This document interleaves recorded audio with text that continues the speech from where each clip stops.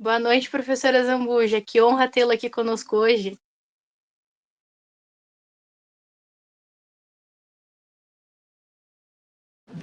Espera aí que eu achei aqui meu microfone. Tudo bem, gente? Boa noite. Boa noite, professor. Que honra tê-lo conosco. Imagina, a honra toda minha. Estamos aqui terminando aqui uns serviços aqui na cabanha, aqui, ó. E Que aí, delícia. o professor Jackson vai ministrar a palestra, então, se vocês me permitirem apresentar ele para vocês, seria uma honra para mim. Claro, se o professor quiser, fique à vontade. Eu dou início e eu passo a palavra para o professor daí. Tá bom, combinado. Fala, doutor.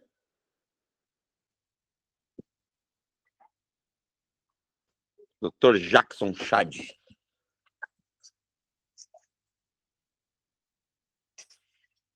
Filho, vai lá dentro. Ó. Aí, agora foi. Acho que agora tá me ouvindo, né? Agora sim, doutor. Estamos sim, Maravilha. doutor. Boa noite. E aí, doutor, Boa como é que noite, estão as professor. coisas? Tudo certo? Tudo bem. Graças a Deus, tudo certo, tudo em ordem. Feliz de estar aqui com vocês, viu? Que honra, doutor, receber você aqui em mais um evento nosso. Eu falei para ti, mas vou falar aqui para todo o nosso grupo aqui, os membros que estão presentes. No dia que o senhor teve conosco na semana acadêmica, eu estava numa reunião, não pude estar presente na sua palestra e eu me sinto envergonhado por conta disso. Imagina, imagina, não tem problema, a gente sabe como é que é, né? Vida de professor, de veterinário de campo, tudo misturado, a correria é grande, não adianta, é assim mesmo. Fica tranquilo. Verdade, doutor. Estamos aqui, ó. Estamos terminando os serviços aqui da peleia do dia, né? A nossa Maravilha. vida é isso aí, né? Cavalo, cavalo e cavalo, né? Exato, exatamente, é isso aí, né? E é bom, né? Para Coisa quem, boa. para quem ama o que faz, né? É isso aí. Sem sombra de dúvida, doutor. Maravilha. Tem hora, não Maria, tem dia, nada. quando você quiser começar, aí eu só quero apresentar aí o professor para vocês, e aí vocês começam. Claro. Podemos começar, então? Vamos lá. Pode ser. Beleza, então. Boa noite a todos e a todas. A gente fica muito feliz em todos estarem presentes hoje na nossa última palestra do nosso segundo ciclo de palestras do GIAPES, um projeto que está dando super certo. A gente está trazendo pessoas até de outros estados do Brasil para acompanhar a gente. Hoje a gente vai dar a honra do professor Zambuja, que é colega, né, do Jackson, são amigos de longa data, para apresentá-los. A gente fica à disposição, professor Jackson, pelo que precisar. Qualquer pergunta no chat, a gente fala para você no final da palestra. E agora eu passo a palavra para o professor Zambuja.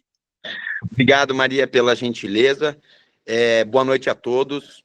Professor Jackson, é o seguinte, deixa eu te explicar. A gente tem esse projeto aqui na universidade, os nossos alunos conseguem trabalhar muito grandemente essa questão da organização desses eventos.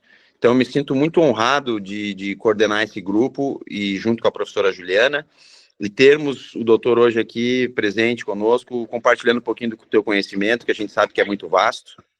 E, complementarmente, uma honra muito grande, porque, obviamente, né, a gente que trabalha com o cavalo, né, doutor, a gente é parceiro, a gente...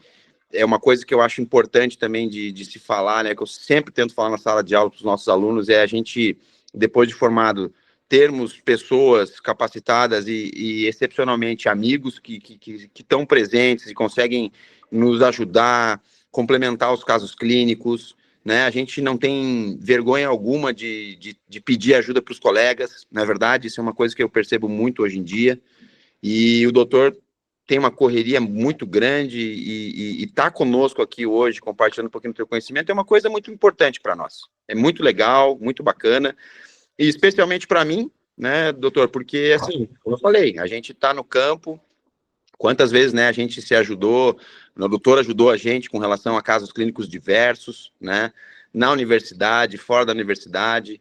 Então, o legal é isso. Essa é uma mensagem importante que eu queria deixar para os nossos alunos aqui, que é essa parceria, essa amizade, esse companheirismo que a gente tem que cultivar e exercer diariamente na nossa profissão. Não é verdade, doutor? Exatamente. Isso é muito importante, né? É fundamental, na verdade, né? Juntos a gente soma força, né? Então, é sempre engrandecedor, né? Enriquecedor, realmente. Sempre. Com Isso é um certeza. exemplo que alunos devem seguir desde o início, desde antes de se formar, né? É isso aí, doutor. Então, pessoal, assim, ó, eu vou dar a palavra pro doutor Jackson, mas assim, o doutor Jackson, ele é formado na UDESC, ele já desde a sua da academia, durante o processo discente, ele já estava vinculado com esses projetos aí relacionados ao aparato locomotor desses equinos. O TCC dele foi com isso, né, doutor? Foi com essa Sim. parte também. Depois, a gente acabou não pegando a mesma janela temporal lá na UEL. Quando eu saí do meu mestrado lá de Londrina, o doutor entrou na residência, né? Então, o Dr. Jackson, depois lá da graduação, fez a residência lá na Estadual de Londrina, que é um excepcional lugar, né, de enriquecedor aprendizado, sem sombra de dúvida. E aí depois ele retornou, né, fez o mestrado dele nessa parte também. Me corrija se eu estiver errado, doutor, foi na UDESC, né, que o senhor fez o mestrado, né? Mas o legal, que eu sempre falo, pessoal, é o seguinte, o Dr. Jackson, ele tem uma rotina que ela não foi só acadêmica, porque o Dr. Jackson foi professor da Positivo por um tempo e ministrava várias disciplinas, né, também a parte de clínica médica e cirúrgica de equinos, junto com uma amiga nossa, que é a doutora Mona Lisa, também, né? E aí o Dr. Jackson, ele tem esse viés não apenas da academia, mas, sobretudo, do campo. Então, isso é muito legal, porque o Dr. Jackson, hoje em dia, ele é treinador da Equarter, que é uma das empresas, assim, que, com certeza, aqui no Brasil é a mais renomada com relação a essa parte de ortopedia, essa parte, né, de estudos práticos, com parte de diagnóstico, a parte de estudo do aparato locomotor, e não apenas locomotor, né, numa maneira geral, né, é uma empresa que é voltada para essa extensão de ensino, e o Dr. Jackson, ele é um dos treinadores oficiais, né, dessa empresa. E hoje em dia, o Dr. Jackson, ele atende muitos lugares, né, a gente acompanha ele nas redes sociais, a gente só vê lá, né, ele andando para cima e para baixo, então, assim, tem um know-how singular, e na minha opinião, é com certeza o nosso ortopedista-chefe aqui de Curitiba, sem sombra de dúvida, o cara que tem o maior domínio com relação a essa parte de ortopedia, sem sombra de dúvida, o conhecimento dele é muito vasto, e ele consegue galgar aí esses voos maiores, porque ele consegue promover um sinergismo entre essa parte da academia, então trabalhou muito, estudou muito, né, sempre estava lá na Federal também, né, começou o doutorado lá, doutor, também, né, na Federal, sob orientação do professor Peterson, se eu não me engano, né? Exato, exatamente. E aí, hoje em dia, trabalha a campo, assim, com uma maestria muito grande. Então, pessoal, eu posso ficar aqui meia hora falando dele e vão me faltar adjetivos aqui para conseguir definir esse cara aí. Eu só espero que vocês consigam aproveitar ao máximo essa palestra dele. Doutor, eu estou aqui na cabanha aqui, vou ficar aqui observando a tua aula, tá? Mas olha, muito obrigado de coração por você estar aqui conosco. É muito grandioso a sua participação. Eu fico muito, muito feliz que você está aqui. E assim, meu amigo, o que você precisar, tamo junto. Você já sabe disso, já te falei várias vezes, a casa é sua, tá bom? Joia, professor, muito obrigado, viu? Obrigado aí pela apresentação, pelas palavras, né? Realmente fico muito feliz e honrado, né, em receber elogios do professor. Então, apesar de que estou começando ainda, né, ainda um conhecimento humilde, mas a gente vai cada vez mais buscando aprender. Eu acho que isso que é o importante na vida da gente, né? Como veterinário, como acadêmico, é sempre pensar que tem mais pela frente e a gente pode sempre aprender mais e aperfeiçoar. Isso eu acho que é importante, né? Então, eu estou nessa busca, né? Nessa busca pelo conhecimento sempre. Né? Obrigado, professor. Obrigado mesmo. Merece, professor, merece. Boa palestra, viu? Obrigado. Bom trabalho aí, viu? Obrigado, doutor. Abraço. Abraço. Muito bem, pessoal. Vamos lá. Bom, primeiramente quero agradecer, né? Agradeço ao professor Azambuja aí pela apresentação, pelas palavras. Agradeço a organização do evento, né? Pelo convite, né? Por considerar, né? Me ter aqui realmente para falar um pouquinho do que eu amo realmente, né? Que é a ortopedia, que é doenças relacionadas com o aparelho locomotor, com diagnóstico, realmente é algo que eu fico muito feliz em falar para vocês, né? Então, obrigado pela oportunidade. E parabéns, né? Parabéns aí por essa iniciativa, né? Com o GIAPS, né? Por estar realmente difundindo conhecimento, né, com essa preocupação no aprendizado dos alunos. Eu acho que é algo a mais do que a sala de aula, sempre é importante, né, para que os alunos possam obter conhecimentos que às vezes a carga horária não permite, né? Eu já dei aula em faculdade, então a gente sabe que é tudo apertado, né? É realmente muito apertada a carga horária. Então, aqui é uma oportunidade dos alunos também terem conteúdos adicionais do que tem em sala, né? Então, realmente, parabéns aí pela iniciativa, né, professor e todos os envolvidos com esse projeto. Eu acho que aqui para a gente é só compartilhar a tela, né? Eu imagino. Janela, tela cheia. Eu acho que tela cheia, né? Vamos ver aqui. O que eu vou aqui para...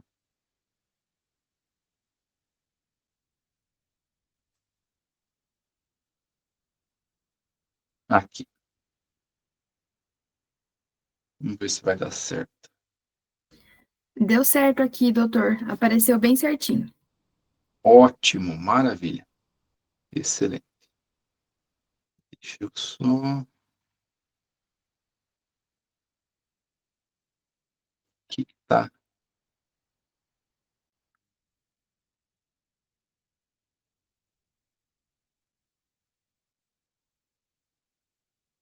Estão conseguindo ver a tela cheia? Modo apresentação? Tá certinho? Não. Não. A gente consegue ver a tela, mas não está em modo apresentação. Isso. Vamos ver aqui, então. Vamos tentar melhorar. Eu sou um pouco atrapalhado com isso aqui, viu? Não tem problema, fique tranquilo. Vamos ver se vai... Acontece sempre, doutor. Comigo eu sou todo atrapalhado com esse negócio também. Sou uma topeira. Exatamente, eu sou bem por aí mesmo. Pega para fazer uma infiltração, tá tudo bem, né, doutor? Não tem erro. Agora, palestra ali... Aí já complica um pouco, né? Complica demais, eu sou assim. Agora vai. Uhum. Show. Me contem, tá certo? Tá ok? Estão vendo toda... Agora deu certo. Certinho. Agora deu certinho, doutor. Maravilha. Agora, vocês estão vendo aqui o apontador laser também? Sim, aham. Perfeito. Muito bom. Vamos começar então, né? Então, pessoal, estou aqui hoje, né, com muita honra para poder falar um pouquinho para vocês de uma das doenças realmente ortopédicas que é mais presente na nossa rotina, né? A minha rotina, com a Michelle também, que é minha esposa, a gente trabalha junto, né?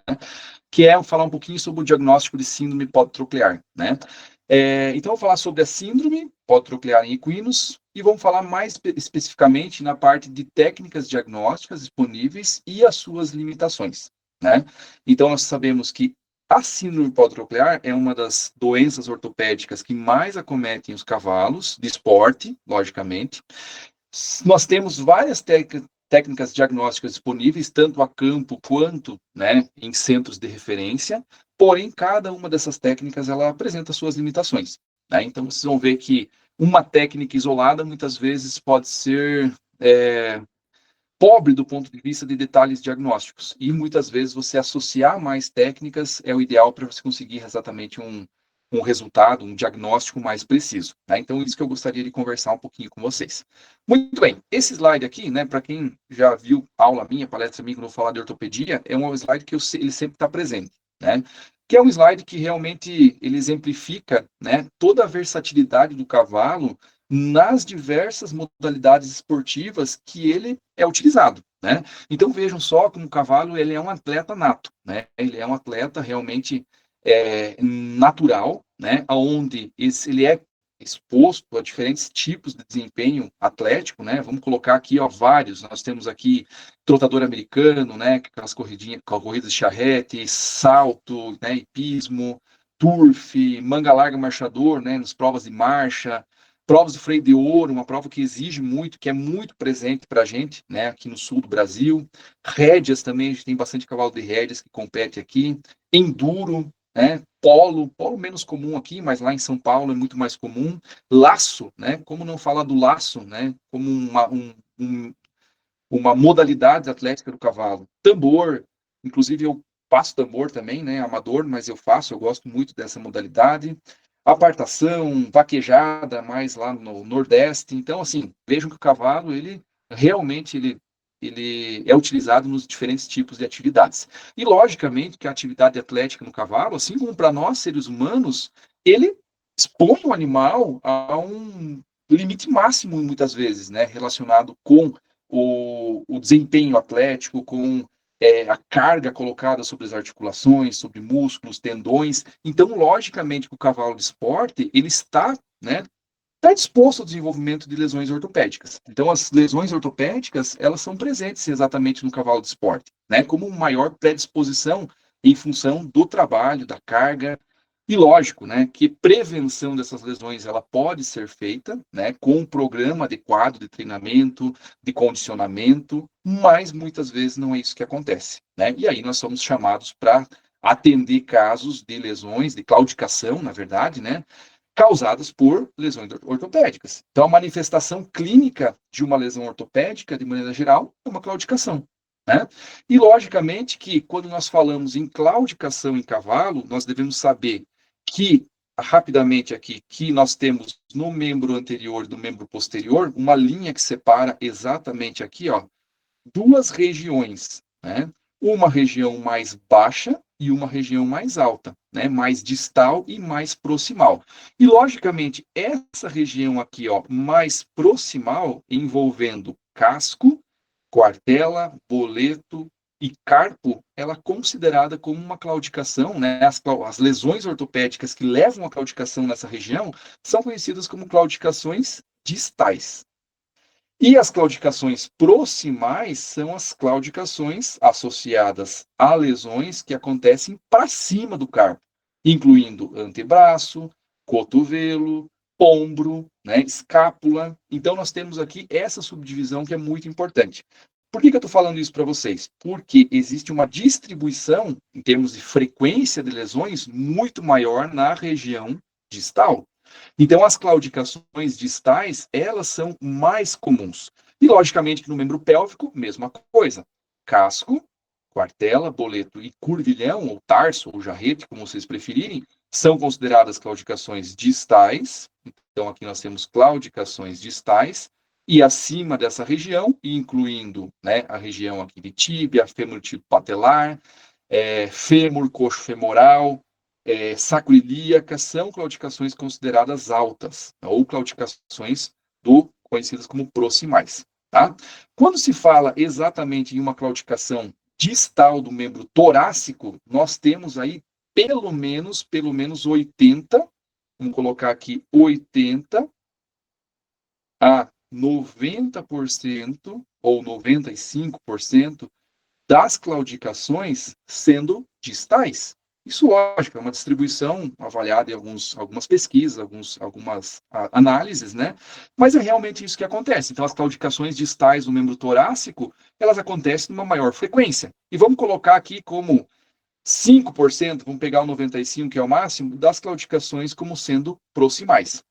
As claudicações distais, então, como mais frequentes, elas são claudicações que elas são muito diagnosticadas, porém, em alguns casos, elas podem ser desafiadoras também do ponto de vista diagnóstico. Nem sempre é tão simples diagnosticar uma claudicação distal. E as claudicações proximais, elas são realmente consideradas de mais difícil diagnóstico. Por quê? Porque nós temos uma musculatura muito maior cobrindo as articulações, nós temos uma dificuldade, muitas vezes, em realizar um exame de imagem do ombro de um cavalo grande, por exemplo.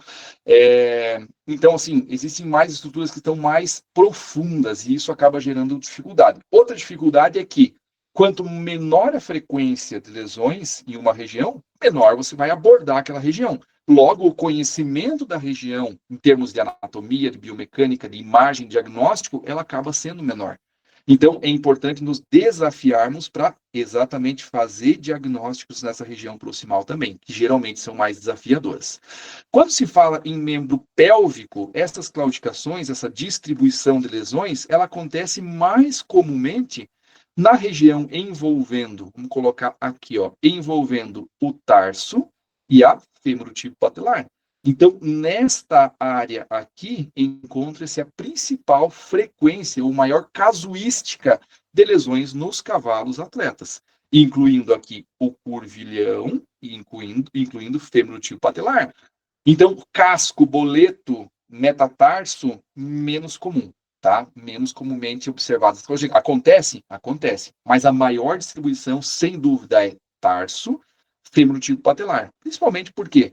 Por que essa distribuição é diferente? Por causa exatamente do ponto de gravidade, né? Que nós temos aí no cavalo aí 65% do peso sustentado pelo membro torácico, e aí do membro pélvico uma menor sustentação de peso, aí 40, 35, 40%. Né? Então, membros pélvicos são muito mais propulsores. Então, logicamente, essas articulações tarso e fêmur-tibial patelar, né, elas estão geralmente em maior estresse. Tá?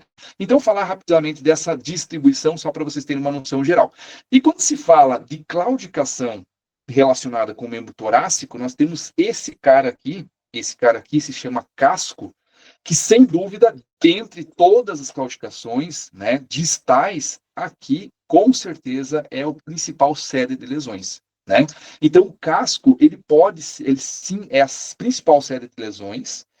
Ele, devido à estrutura rígida do casco, né, desse casco formado por queratina, que é realmente dura, exatamente é uma área que muitas vezes leva a uma dificuldade diagnóstica. Está tudo escondidinho lá dentro. E nós temos muitas estruturas anatômicas importantíssimas ali dentro, né? Que a gente vai conversar um pouquinho sobre elas, e que muitas vezes elas são lesionadas, relacionada com o desequilíbrio do casco, com o esforço excessivo do cavalo, com o tipo de piso, né? Onde o animal trabalha, onde ele performa. Então, exatamente o casco, ele é realmente uma sede muito importante de lesões. E quando se fala em casco, nós temos aqui aquilo que a gente veio conversar hoje. Nós temos o aparato podotroclear. E quando nós falamos do aparato podotroclear, é importante reconhecer que são estruturas que estão localizadas na região mais palmar do casco, onde essa região palmar, nessa região aqui, ó, nessa região envolvendo a região palmar do casco. Então, essa área aqui é a área onde internamente está localizado o aparato podotroclear. E esse aparato podotroclear, ele é formado aqui, né, primariamente por este cara aqui, que é o osso navicular, que é uma das estruturas que pode estar lesionadas nos casos de síndrome podotroclear. Nós temos ligamentos associados ao navicular, tendão, coxim digital, articulação interfalângica distal, ligamentos colaterais da interfalângica distal. Então, todas as estruturas podem estar afetadas no caso de síndrome podotroclear. E quando nós temos aqui, né, para relembrar um pouquinho da anatomia, nós temos aqui a coluna óssea, né, do membro torácico, onde nós temos aqui a falange distal, vamos colocar no P3, nós temos aqui P2, que é a falange média, e P1 como falange proximal. E aqui, logicamente, nós temos, entre P3 e P2, nós temos uma articulação muito importante aqui, que é a articulação interfalângica distal, formada entre a falange distal e a falange média. E aqui nós vemos uma vista torso-lateral, aqui uma vista pálmaro-lateral também, né? Onde nós vemos essa articulação, mesma articulação aqui seguindo em sentido palmar. E vejam que a região palmar da articulação tem esse carinha aqui, que é o osso navicular.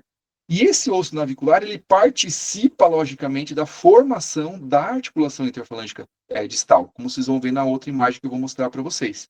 Então, nós temos aqui a articulação interfalângica distal, nós temos tendões, que eu vou mostrar na outra imagem para vocês, ligamentos colaterais, olha que bonita essa área aqui, ó, de ligamento colateral da interfalângica distal, ele está exatamente aqui, e é importante lembrar que esse cara aqui, que é o ligamento colateral da interfalângica distal, ele está intrasinovial, ou seja, o líquido sinovial da articulação interfalângica distal, ele banha exatamente esse ligamento. Então, lesões desse ligamento, eles podem levar à efusão do recesso proximal aqui da articulação, o recesso dorsal, né? Então, se você tem efusão aqui, ó, nós temos o recesso dorsal da interfalângica distal, esse recesso, ele pode estar cheio de líquido, inflamando a articulação associada com uma lesão desse carinha aqui, desse ligamento, porque existe uma porção dele que é intrasinovial.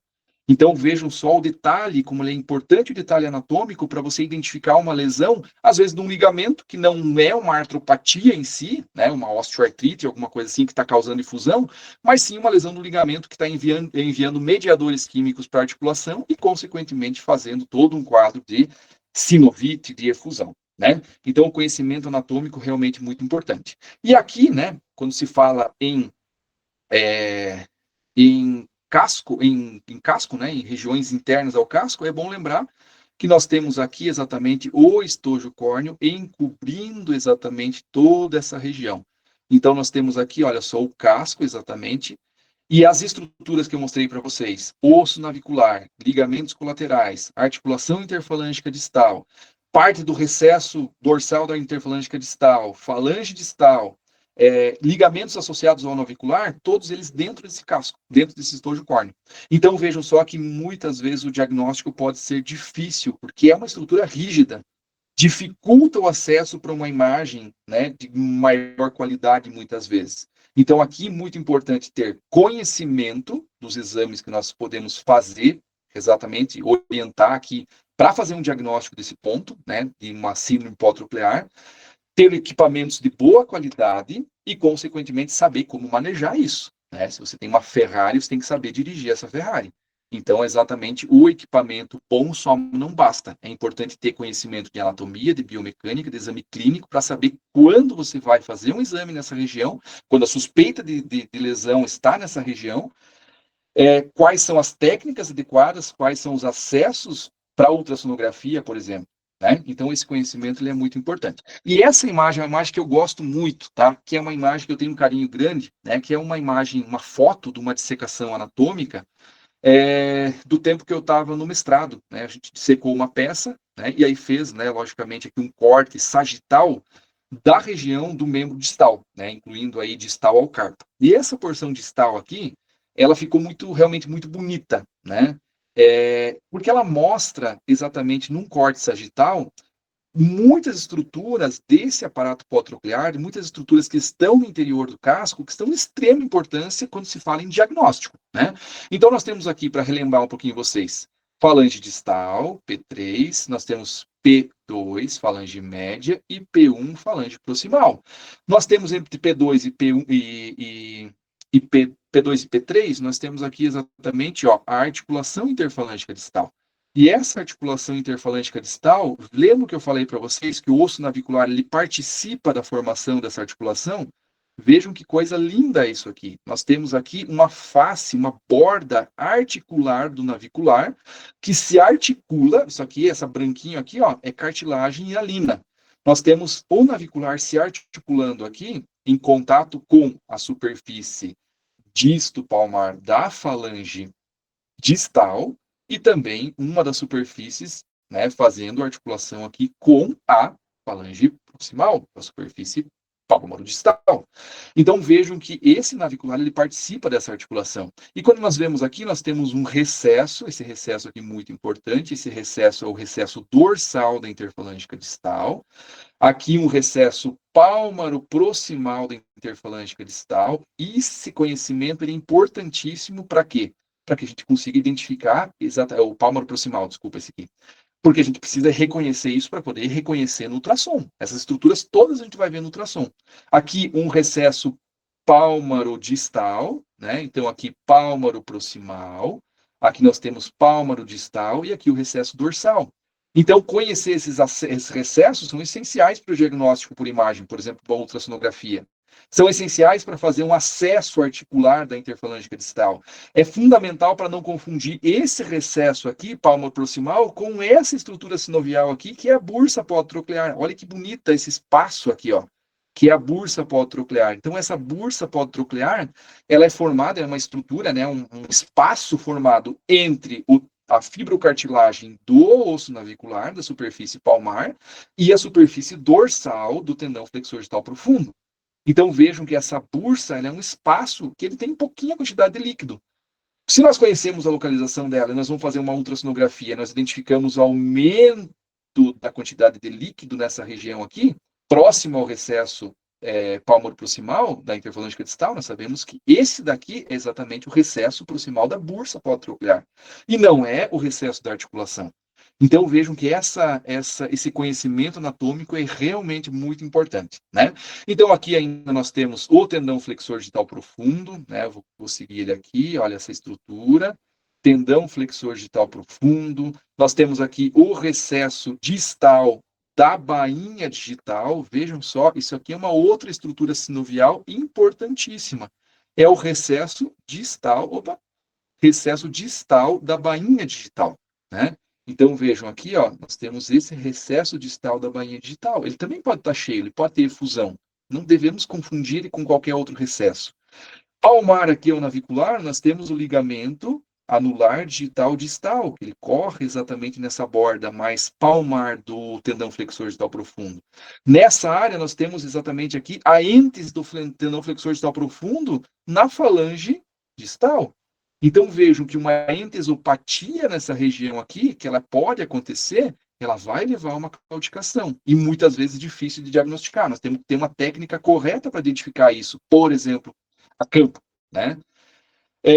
Temos aqui o ligamento anular digital distal, conhecido também como proximal do navicular, que liga a borda distal do navicular à falange distal.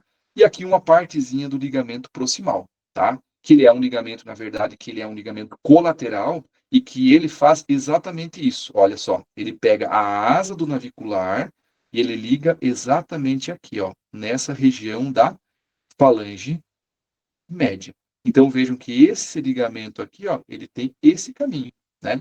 E aqui ele fica um pouquinho mais espesso nessa região aqui, que é o que a gente encontrou exatamente ali na nossa imagem no córtex sagital.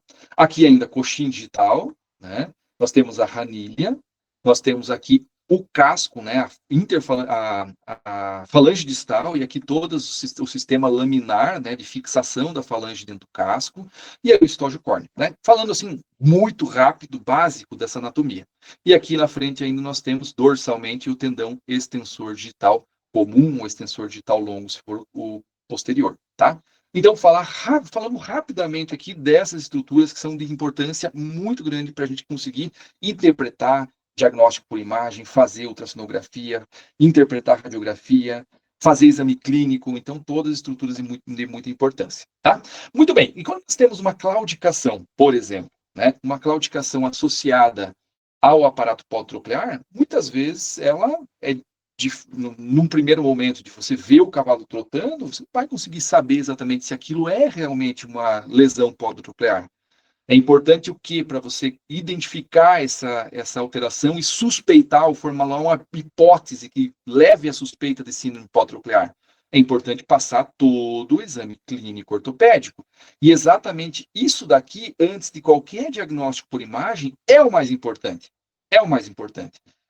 A ultrassonografia por si só não vai ser tão importante, o raio-x não vai ser tão importante, a ressonância magnética não vai ser importante, inclusive sem um exame clínico você não consegue interpretar uma ressonância magnética. O mais importante, primariamente, é o exame clínico ortopédico. E é exatamente isso que nós abordamos no curso ABCD Locomotor, né, que aconteceu aqui em Curitiba, né? Inclusive algumas pessoas aqui que estão assistindo a palestra, né, fizeram exatamente esse treinamento e viram exatamente passo a passo de todas essas etapas do exame clínico.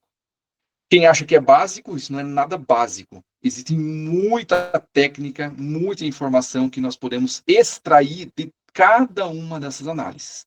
Então, temos aqui histórico, inspeção estática. Na posição estática, avaliar se existe posição antiálgica, efusão, aumento de volume, assimetria, engrossamento, feridas, se existe alguma ferida que seja relevante, suspensão, palpação, né, manual, com pinça de casco de todo o membro, inspeção dinâmica, né, avaliar triangulação, extremamente importante. Se existe elevação de cabeça numa claudicação, né, logicamente de membro torácico, se é elevação de garupa, caracterizando uma claudicação de membro pélvico, como que é a queda do boleto, se existe alteração da suspensão, se é um caso neurológico, é um caso ortopédico realmente. A inspeção, palpação específica, os testes de flexão, os bloqueios perineurais, né, muitas vezes não são indicados, logicamente, e algumas vezes eles são necessários. E aí sim, como parte final de toda essa avaliação, nós vamos utilizar a imagem. Mas a imagem, ela só vai confirmar a nossa hipótese. Nós temos aqui, a partir daqui, uma hipótese que é formada, que é formulada, logicamente, de acordo com cada item que nós formos avaliar no exame clínico. E essa hipótese, ela pode ser confirmada ou descartada com a nossa imagem. O importante é que nós tenhamos uma hipótese bastante sólida para que o nosso exame de imagem seja realizado exatamente no foco correto da dor. No caso aqui de síndrome pós-troclear, nós temos exatamente o foco do problema no casco, principalmente em membros anteriores. Jackson, pode acontecer síndrome pós-troclear em membro posterior? Pode. É comum? Não. É muito incomum, se não rara. Apesar de que na minha vida eu já peguei pelo menos umas 4 ou 5 síndrome pós-troclear no posterior, na minha vida. No anterior, eu pego mais ou menos 5 a 6 por mês. E tem meses que às vezes extrapolam, porque já teve meses que em 15 dias eu peguei 13 casos de síndrome pós-troclear. Então veja a frequência dessa lesão. Nesse caso de síndrome pós-troclear, nós temos alguns achados clínicos importantes, né? Eu vou focar aqui rapidamente sobre a questão clínica. E um dos pontos importantes é exatamente a posição antiálgica. O animal muitas vezes adquire uma posição para causar um alívio na dor, exatamente o que acontece nessa região aqui, palmar do casco. Inclusive, algumas literaturas, né, principalmente americanas, tratam a síndrome pós-troclear como síndrome da dor palmar. Por quê? Porque é um conjunto de lesões em várias estruturas que levam a um quadro de dor na região palmar do casco.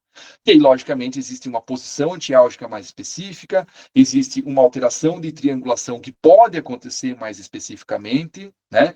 Geralmente, o bloqueio digital palmar ele é positivo. Então, aqui, olha só, sempre que vocês identificarem um cavalo com o membro anterior mais à frente do contralateral, em apoio, vejam que ele não está em flexão. O carpo não está flexionado, ele está reto. Ele está somente apoiando um pouquinho mais para frente aqui. Da mesma forma, ele está apoiando aqui, olha só, esse membro mais para frente, mas não está fazendo uma semiflexão desse membro. Por que ele faz isso quando ele tem dor na região pós-troclear? É só vocês observarem isso aqui.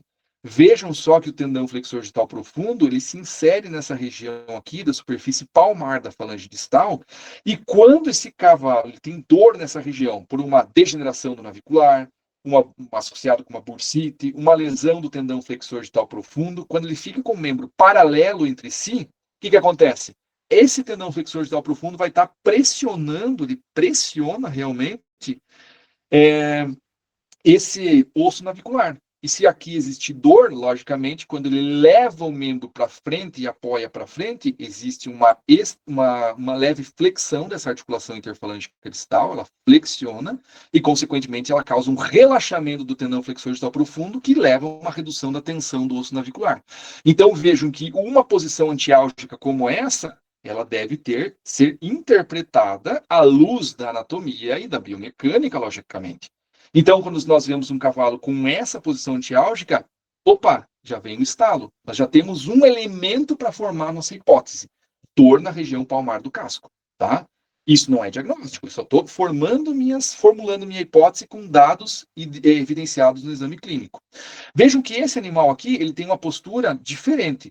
Vocês conseguem perceber que o membro anterior ele está deslocado mais para frente, só que aqui os dois membros mais para frente.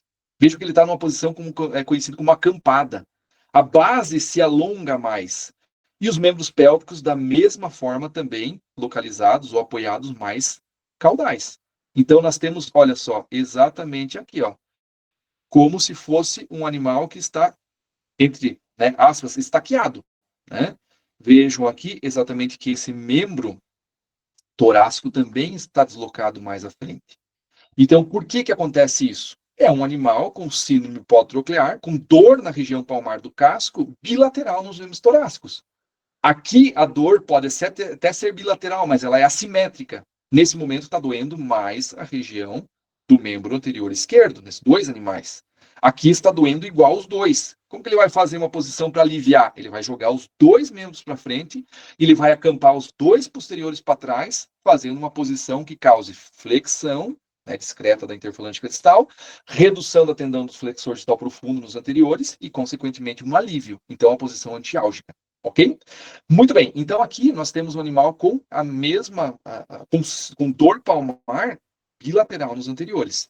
Uma coisa que se confunde muitas vezes, casos graves de síndrome hipotroclear podem ser confundidos com laminite. Isso não é incomum de acontecer por pessoas que têm, às vezes, menos experiência ou estão começando. Por quê? Porque na laminite, exatamente, o membro também é colocado de uma maneira mais para frente. Só que qual que é a diferença? O membro pélvico, ele é colocado sob o corpo. Esse apoio é colocado sob o corpo. Por quê? Porque quando você coloca o apoio sobre o corpo, você desloca o centro de gravidade do cavalo para trás. E você alivia a dor que tem na região da pinça do casco, que é onde acontece o processo de laminite. Então, por que é diferente? Porque quando você tem síndrome pós-troclear, você só quer flexionar a articulação interfalange cristal para aliviar o aparato pós-troclear. Quando você tem laminite, você quer deslocar o centro de gravidade para trás, logicamente, para aliviar o peso aplicado nos membros anteriores. Então, é diferente. Né? Então, um animal com um membro colocado para frente e os membros sob o corpo, opa, aí eu pensaria realmente, minha hipótese inicial seria a laminite. Quando ele está acampado de posterior e anterior, eu penso em síndrome hipotroclear bilateral. Legal? Ainda, pessoal, lembre-se que todo esse aparato hipotroclear está dentro do casco e esse equilíbrio do casco é fundamental para que forças biomecânicas sejam distribuídas de maneira normal e adequada dentro desse casco. Consequentemente, eles não causem uma tensão excessiva em osso navicular, em tendão flexor distal profundo, em tendão flexor, em ligamentos do navicular, né? Então, nós temos aqui alguns cascos com um desequilíbrio bastante grande, importante. Vejam esse casco aqui, olha só. Esse casco tem exatamente aqui um ângulo, um eixo podofalangiano negativo. Veja que ele tem uma quebra aqui para trás. Ele tem um talão que ele é conhecido como talão escorrido. Veja a diferença do ângulo da parede dorsal e da região de talão. Isso é um veneno para a região do aparato pós-troclear. Por quê? Se eu traço uma linha exatamente na parte mais larga do casco, que é mais ou menos aqui, eu divido esse casco aqui em duas metades. Uma metade à frente e uma metade para trás. Essa relação entre pinça e talão, normalmente ela deve ser, normalmente, tá? Ela deveria ser 40% na região da pinça e 60% na região do talão. Ou 50-50 já está ótimo, tá? Nesse caso aqui, o que a gente tem? Temos praticamente 75% na pinça e temos aqui, ó, mais ou menos uns 25% no talão. Então vejam que existe uma inversão muito grande nessa relação. O que isso causa? Causa forças biomecânicas anormais que são aplicadas exatamente na região do aparato pós-troclear. E esse talão escorrido, logicamente, causa toda uma instabilidade, né, na região palmar do casco durante o apoio. Então aqui um casco totalmente desequilibrado e que está olhando para mim e falando assim, eu estou causando um problema grave para o osso navicular. Né? Então, reconhecer o equilíbrio do casco é importante. Aqui, mesma coisa. Nós temos aqui um talão um pouquinho mais alto, porém escorrido, como a gente chama, da literatura americana, né? Underhand Reels, né? Que é exatamente aqui, ó, um talão escorrido, ele está escorrendo sobre a massa. Logo, a parte mais larga do casco, olha onde ela está. Exatamente aqui. Esse é o ponto inicial de apoio, esse é o ponto do breakover. Olha só como existe uma inversão grande entre essa relação pinça-talão, né? Aqui, mesma coisa, um casco excessivamente longo, né? Com a parede até não é tão ruim o equilíbrio dele, mas a parede longa, com talão longo, vocês vão ver numa imagem radiográfica que também acaba afetando, né, causando problema. Por quê? Porque esse talão ele vai crescer sobre a massa e você, na região mais larga do casco aqui, exatamente tem uma inversão importante nessa relação. Tá? Então, mesmo que você não tenha um ângulo negativo, é importante avaliar exatamente o equilíbrio do casco que pode estar relacionado, né, ou causando alguma alteração importante na região pós-troclear. Muito bem. Aqui, pessoal, eu vou tentar pegar o meu vídeo. Opa, isso aqui é um vídeo. Será que não vai rodar o vídeo?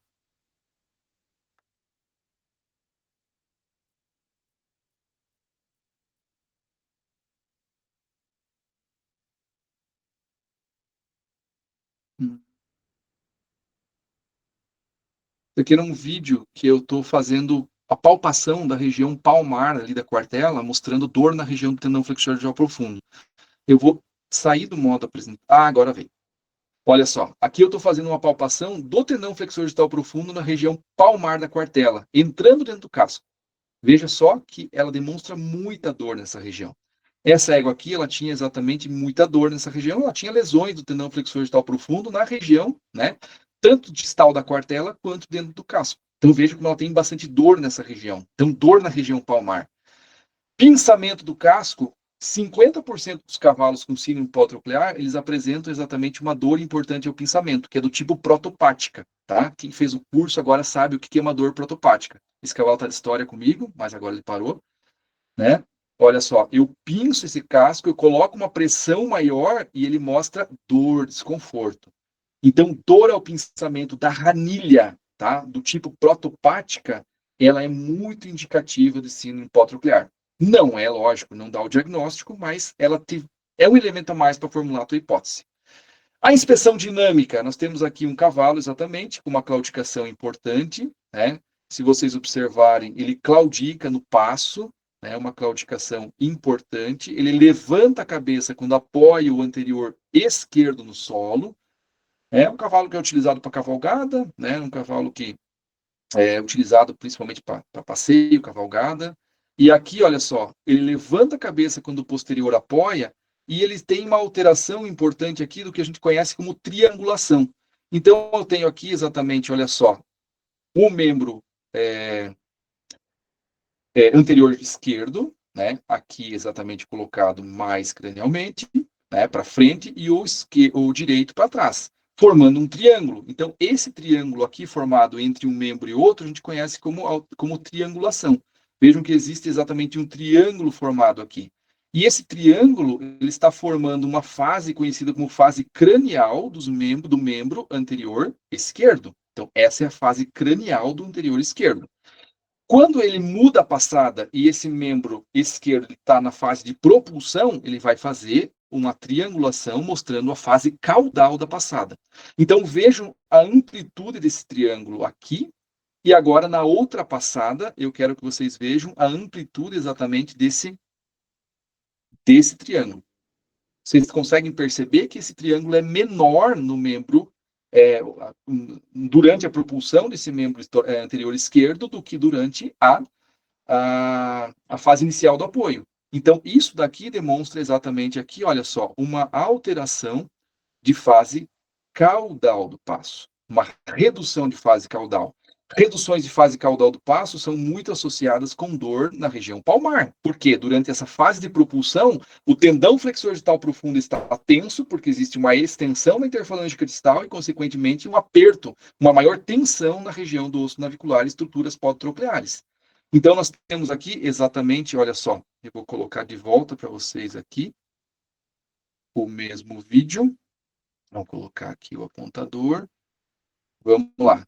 Colocar um pouquinho mais para frente, vocês vão observar agora na dinâmica a fase cranial e caudal. Então, triângulo grande, pequeno, grande, pequeno, grande, pequeno, grande, pequeno. Redução de fase caudal do membro anterior esquerdo, né, associado com movimento de cabeça evidente ao passo. Então, claudicação do membro anterior esquerdo, com uma alteração biomecânica importante que leva à formulação já de uma hipótese, dor na região podtroclear. Aqui, outro cavalo que a gente diagnosticou com síndrome podtroclear também, né? Um cavalo aqui trotando em linha reta.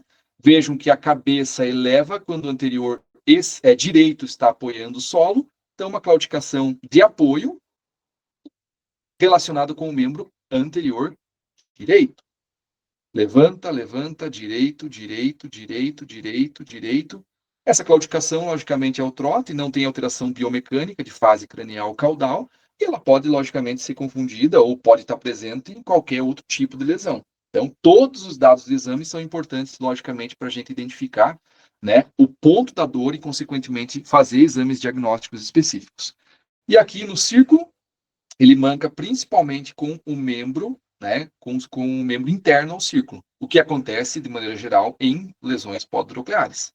Existem algumas lesões específicas em outras regiões que, às vezes, o membro que manca mais no círculo ou que demonstra mais claudicação é o membro externo, mas aí são coisas específicas para um outro tema. E aí, lógico, ainda na investigação diagnóstica, nós temos aqui o bloqueio digital palmar, tá? Que muitas vezes ele é necessário, logicamente, para identificar a dor. Tem casos onde nós não temos alterações importantes, né, no pinçamento da ranilha, então não dói a ranilha, não tem alteração biomecânica de fase caudal do passo, não tem dor à palpação na região pálmaro-distal da quartela.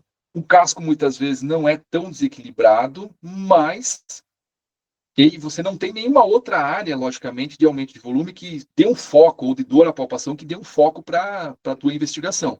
Então, nesses casos, o bloqueio ele é extremamente importante para você conseguir exatamente localizar a dor, né? E no caso de dor pótroclear, né, na região pótroclear, nós temos aqui o bloqueio digital palmar, como um bloqueio, primeiro bloqueio de uma linha completa de bloqueios perineurais, onde ele deve ser realizado exatamente mais distal possível na quartela, para quê? Para você ser mais específico. Então, esse xizinho aqui, ó, está inadequado. Se você quer iniciar e tem uma suspeita pótroclear, se você fizer esse bloqueio, você vai estar bloqueando exatamente mais alto. Você pega interfalângica proximal, por exemplo, você pega regiões mais altas aqui dos ligamentos distais do navicular. Então, sempre mais distal, tá? Então, esse bloqueio digital palmar, ele bloqueia osso navicular, ele bloqueia articulação interfalângica distal, principalmente a porção palmar, ele bloqueia cartilagens alares, ele bloqueia a sola, ele bloqueia, enfim, ele não é um bloqueio tão específico, ele é um bloqueio que tem uma alta sensibilidade e uma baixa especificidade. Por quê? Porque ele não vai só bloquear a região pótroclear, ele vai bloquear exatamente mais estruturas, inclusive interfalângica distal. O bloqueio da interfalângica distal pode ser utilizado também como um método, né, de identificar dor na região pótroclear. Por quê? Porque o bloqueio, né, com volume aí de aproximadamente 5 a 6 ml de lidocaína, ele, primeiro, pode diferenciar uma dor da interfalângica distal em comparação com a região pótroclear. E, de maneira geral, tá, eu não tenho feito isso mais, porque atualmente eu não tenho mais tanta confiança nisso, tá? Mas, teoricamente, um bloqueio que for positivo de 3 a 5 minutos após a injeção do anestésico local indica que a dor está na interfalângica distal, e quando a partir dos 10, 15 minutos, se ele parar de mancar depois desse tempo, indica que difundiu para a bursa pótroclear e, consequentemente, o bloqueio aconteceu exatamente naquela área, indicando que é uma dor pótroclear. Tá? Porém, né, eu tenho um pouco de dúvida nessa questão, tá? Então, não confio 100% nessa afirmação, tá? Muito bem, mas é um bloqueio descrito, né, com essa justificativa, e aqui eu vou colocar para vocês exatamente o vídeo, né, de a gente fazendo esse bloqueio da interfalângica distal. Então, esse cavalo que já tinha feito ultrassonografia, eu só queria confirmar o local da dor, por isso que ele está todo, né, com tricotomia. Eu fiz o acesso pelo recesso dorsal e aqui eu comecei a ver líquido. Então, líquido saindo exatamente dessa agulha, tá? Olha só, um líquido, um pouquinho avermelhado, por quê? É da articulação? Não, possivelmente algum vaso coronário que ele pegou ali, exatamente quando eu perfurei a região ali da pele, tá? Olha, já está clareando, já ficando branquinho, então diferenciar se esse líquido é hemorrágico ou é só mesmo penetração dos vasos ali. Né? Nesse caso aqui, injetei o meu anestésico local e depois avaliei ele, e na verdade não era um caso de síndrome hipotroclear, é uma artropatia da interfalângica distal. Então já tinha o diagnóstico, só queria confirmar exatamente o local da dor.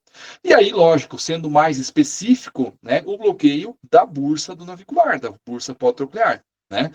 Então aqui colocando a agulha exatamente lá na região da bursa, injetando anestésico local para identificar se essa dor é localizada exatamente na região pótroclear.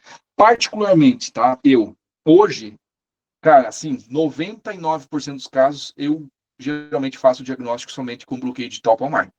Se ele é positivo, eu radiografo o casco, eu faço ultrassonografia, eu faço bursografia, né? E se for um caso de síndrome hipotroclear, muitas vezes eu já diagnostico e muitas vezes, a ressonância magnética é necessária, tá? Então, aqui só demonstrando para vocês o acesso. Hoje eu não acesso mais pelo acesso palmar, eu faço um acesso lateral que não perfura o tendão flexor distal profundo, tá? Essa foto é um pouquinho mais antiga. Muito bem, e aí depois do bloqueio, o que se observa? Exatamente uma redução da claudicação se a dor foi na região do casco, né? Então, vejam que aqui nós temos um cavalo que mancava antes, claudicava, no momento anterior esquerdo, do direito, na verdade, era para o outro lado, né? E aí, logicamente, agora houve uma melhora consistente na claudicação depois do bloqueio, tá? Então, essa é a interpretação. Reduziu a manqueira, né? Você tem que interpretar a região que esse bloqueio, ele realmente ele dessensibiliza, para você saber onde que está a localização da dor. Muito bem, e quando se fala em diagnóstico por imagem associado com diagnóstico de síndrome hipotroclear, nós temos aqui alguns métodos de imagem, né, que são utilizados a campo e que são, na minha opinião, úteis para esse diagnóstico e realmente dão diagnóstico de lesões, que é o raio-x, o ultrassom e o raio-x contrastado, que é a bursografia, tá?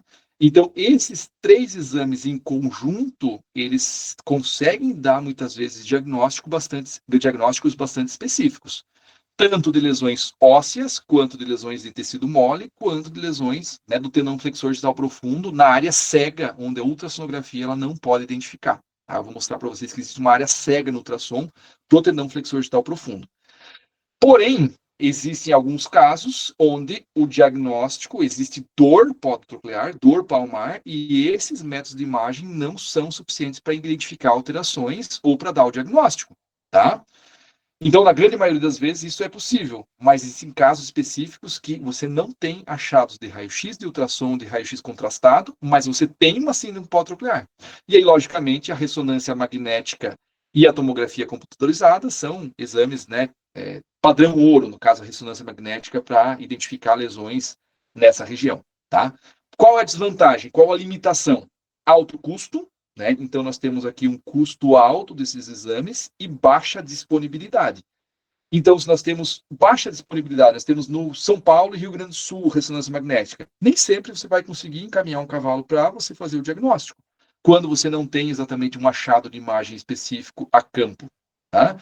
E aí o custo também é um fator limitante, porque um exame de ressonância hoje vai ficar em torno de R$5.000, R$4.500, né? Mas o frete para essas regiões, muitas vezes o proprietário desiste, ele não quer. Lógico, varia muito do valor zootécnico do animal, do objetivo que tem com ele, então isso tem uma variação grande, mas na grande maioria das vezes é difícil de convencer.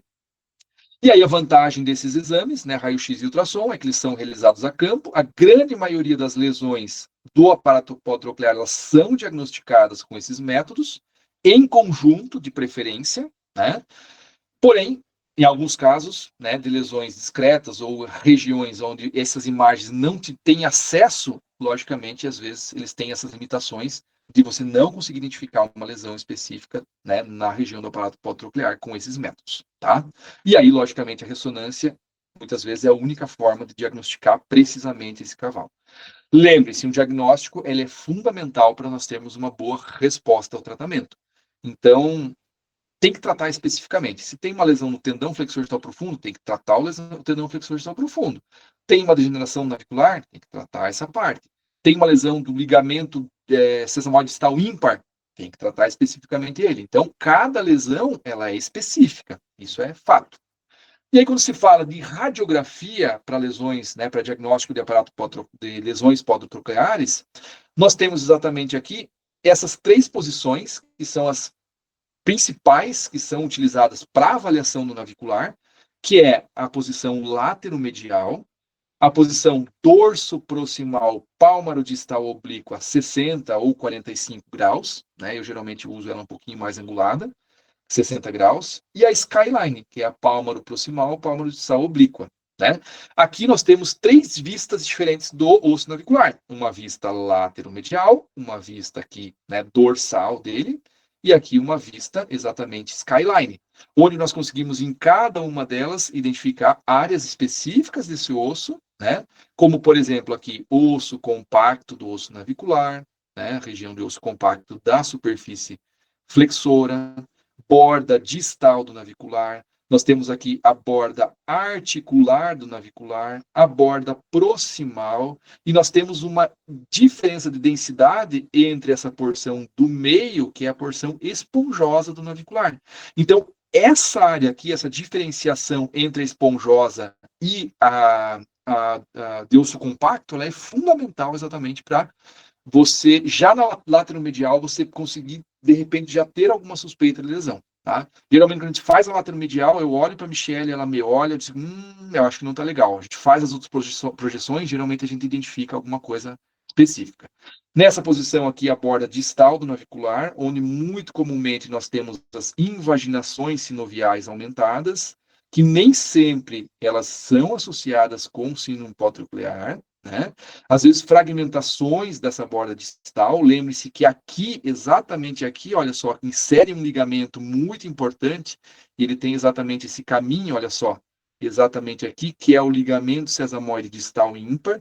Então, às vezes, existe fragmentação da borda distal, e esses fragmentos estão dentro do ligamento sesamoide distal ímpar. A borda proximal do navicular, as asas do navicular lateral e medial, que muitas vezes têm prolongamentos, que são entesiófitos do ligamento proximal, né, do colateral. Essa posição muito importantíssima, tá? Tem casos, às vezes, que não tem alteração na lateromedial, nem da dorso palmar, mas tem alteração na skyline. Vejam que aqui a gente tem uma definição entre osso compacto e osso esponjoso. Vejam que existe uma diferenciação grande, muito mais radiopaco, o osso compacto, e muito mais radiolucente, o osso esponjoso. Nós temos aqui a articulação, né, a borda articular do navicular, que nós conseguimos identificar. Nós vemos a superfície flexora com a crista sagital, onde muitas vezes erosões nessa região causam alteração importantíssima, super grave. Então, por exemplo, aqui, áreas de erosão, né, onde nós temos exatamente aqui, olha só, áreas onde existem lises ósseas nessa região. Lembre que essa região é muito especializada, por quê? Porque existe um tendão flexor digital profundo que passa aqui, né, ele é lobulado nessa região, ele passa exatamente aqui no corte transversal, e logicamente esse tendão aqui, com uma irregularidade na fibrocartilagem e no osso compacto, ele vai também sofrer, né, vai causar inflamação, atrito a esse tendão. Então, aqui as projeções básicas do navicular. E quando se avalia, logicamente, o raio-x, nos casos de lesões podotrocleares do navicular, é importante saber que o animal pode ter dor podotroclear, síndrome podotroclear, mas ele pode não ter lesões radiográficas. Por quê? Porque para mostrar alterações radiográficas é importante que ele tenha mais de 60% de perda da densidade óssea. Então, um quadro muito inicial de síndrome podotroclear muitas vezes pode não ser identificado. Por quê? Porque é uma limitação exatamente da técnica radiográfica, né? E aí, logicamente, a radiografia também é muito importante para avaliar isso daqui, que é o eixo podofalangiano. Vejam só como esse eixo está negativo. Além do eixo negativo, olha só, né? Aqui eu tracei as linhas aqui com as angulações. Vejam que esse osso navicular, ele está... Cara, você consegue perceber aqui exatamente que ele está apertado. Ele está com essa borda aqui mais proximal, afilada. Por quê? O tendão flexor digital profundo está causando tanta pressão, tanta compressão aqui, que ele acaba remodelando. Então vejam que o formato dele não é um formato normal. Por quê? Ele está remodelado, por quê? Porque o tendão flexor digital profundo está fazendo uma pressão exatamente muito grande nessa região. Vejam a diferença do formato. Olhem só a diferença desse formato desse osso navicular aqui, um formato normal, da lateromedial, e vejam esse osso aqui. Vejam como nós temos uma perda do contraste, né, entre a porção esponjosa e a porção de osso compacto. Nessa área aqui, ele está todo branco, né? Então, associado ao eixo podofalangiano negativo, né, que é um veneno para o navicular, exatamente, nós temos alterações importantes nesse caso, né, do osso navicular. Além disso, uma discreta subluxação palmar da articulação. Vejam que essa articulação aqui, ó, essa falange distal, essa falange média, desculpa, ela está localizada mais para trás. Por quê? Possivelmente já tendo alguma disfunção do tendão flexor digital profundo em suportar a região palmar da articulação. Então, além disso, o tendão flexor digital profundo, ele dá um suporte palmar a essa articulação. Se ele tem lesão, ele tem disfunção, lógico que as subluxações, ou tanto discretas como mais intensas, elas podem estar presentes, né? E aqui, olha só, né, aquilo que eu falei para vocês. Olha a inversão da relação entre a região de pinça e região do talão a partir, né, do ponto de rolagem aqui da falange. Vejam como existe aqui essa inversão do que deveria ser 60% de talão e 40% de pinça, está totalmente invertido, né? Então, logicamente, que esse equilíbrio do casco é importantíssimo para você já suspeitar, né, de alguma lesão podotroclear. E aí, lógico, né, Essas radiografias, elas são muito úteis para guiar também o ferrageamento depois, porque o ferrageamento é um dos pontos principais pro tratamento. Se a principal origem é desequilíbrio do casco e forças biomecânicas anormais aplicadas ao osso navicular, lógico que a correção desse desequilíbrio, ele é parte fundamental no tratamento da síndrome pós-troclear. Aqui, olha só, o inverso. Vejam que esse cavalo aqui tem um ângulo reto, ele não tem um ângulo negativo, tá? Um eixo podofalangiano negativo.